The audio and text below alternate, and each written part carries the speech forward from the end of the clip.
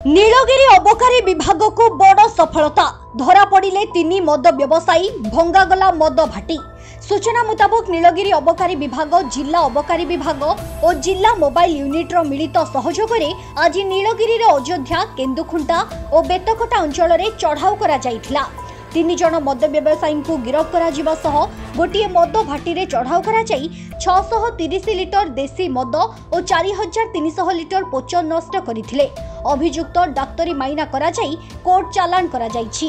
आज हम नीलगिरी अबकारी स्टेशन हमर बालेश्वर डिस्ट्रिक्ट मोबाइल यूनिट एवं नीलगिरी रेंज मिलित चढ़ाऊ करथिलु, जोटा कि हमर अयोध्या, केन्दुखुंटा और बेतकटा 3 जगह चढ़ाऊ करथिलु। 3 जन अरेस्ट करछु। टोटाल 630 लिटर आईडी लिकर आउ कोटा आउ सब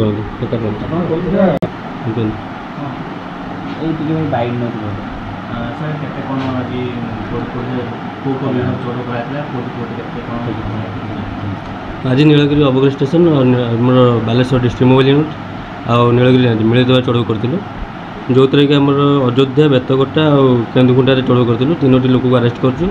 बेतकटा जंगल चढ़ाऊ कर पोच, महल पोच और देसी मद नष्ट करछु, जो टोटाल 630 लिटर देसी मद अच्छी एवं 4300 लिटर महल पोच नष्ट कर 3 जन से अरेस्ट कर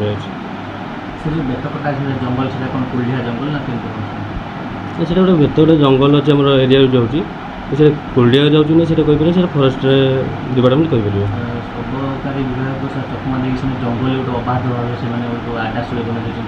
यहाँ कौन विस्तीर्ण जंगल पड़े तेणुक आम कम संख्यक स्टाफ सब आइडेंटिफाई करें तथापि आम जी सूचना पाऊँ जी खबर पाऊँ से अनुसार चढ़ाऊ कर।